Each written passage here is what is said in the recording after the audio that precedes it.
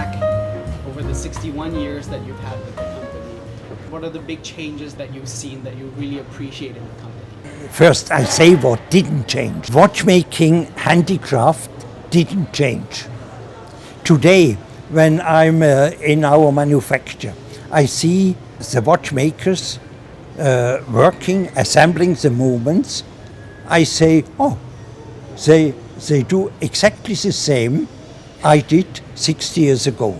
Because all our watch movements are assembled by hand.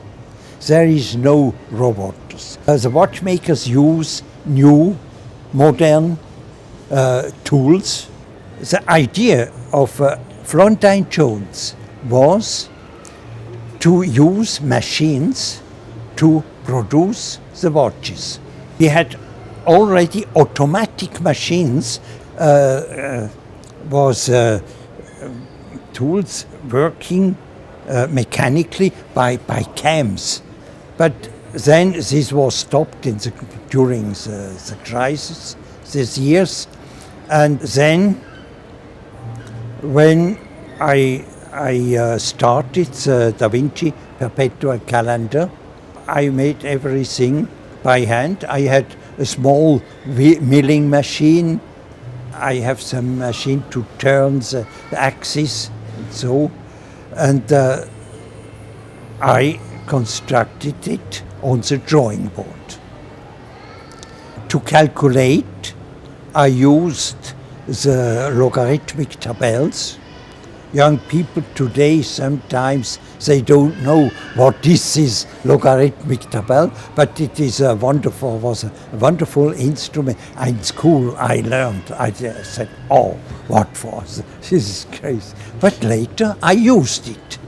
And it is very, very precise. I had to calculate on 10,000ths of a millimeter. And so I was finishing the calendar. But then 3 years later, 88, I heard something. There is a new system. It is called CAD, Computer Aided Design. What is this? I said, I looked, oh, I must have it. And because 3 years after launch of Da Vinci, IWC was on a much better level as before, because we sold the Da Vinci very well. And so I got this computer. And I was learning during 1 week. And from this moment I didn't use the drawing board. I make all things on the computer screen. First, to learn a little bit, I reconstructed the Da Vinci calendar from the drawings to the computer to train myself. And this was one thing. But then it was very easy then to make the drawings for the difficult parts, but to produce it, it was always the same problem as before. And then later, I got the first computer-controlled machine. It was electro-erosion wire machine. It was controlled by a computer program. And I had to write the computer program, give it to the operator, and he could cut out. Then the next big changing. Later it was possible, I sent the drawing online to the machine. They get the drawing here, they get the program and could produce the part. After the electro-erosion wire, I got the first milling machine. Was the same. Today it was a very simple machine, a little bit complicated to use it, but it was working. On this machine, for instance, we made the first basic plates for the grand complication, for the minute repeater. It was great to work with this. So today there is nothing else than the computer machines. And now we have in our manufacture such a dozen. We make everything, movement parts, cases, everything. This is the difference when I started and today. And my last question for you then is 150 years done, but now we look to the next 150 years. What would you say is a piece of advice that you would give to the young watchmakers and to IWC in general as it looks forward to the future? Yeah. Yes, this as well is also a little story. Because I told you I was completely alone to do this.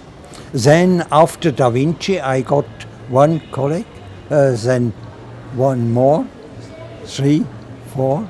So the minute repeater I was doing together with one good friend. I think you should know the name, was Giulio Pappi, independent watchmaker in La Chaux-de-Fonds. He came to me to ask, I would like to do something. He had good ideas, and then Günther Blümlein told, you should work together to make a minute repeater. And so we was working together 4 years to make this arrangement. So slowly I got the team, but then end of 99 I got retired. So the team, yeah, I could not leave the team because they needed me. And so I was asked to continue. And so after I got retired, I continued during 10 years to continue new developments. But I didn't make these developments alone for me, but I did it together with my young team, young engineers coming from watchmaking school. No, from engineer school. Yeah, but before, it was true, before watchmaking school. So I insisted a good watch engineer must be before watchmaker. He must have the feeling, the real feeling what is a watch movement. And then he can study engineer another 4 years, and then it will be the best. And so I was working 10 years together with them. Then the team got bigger and bigger, and we had a very good time together. They accepted me as an old man with the old experience. But I accepted the new technologies they brought from engineer school. And so after 10 years, I said, oh, now you are. Now you don't need me more. And I went back. I stopped. And the young people, they continue. And I have, I looked about what are they doing. And for me, it's absolutely okay. I'm sure they continue, not the next 150 years. They have not a long life, but they will continue in the next years the same way. And so I never be afraid for IWC.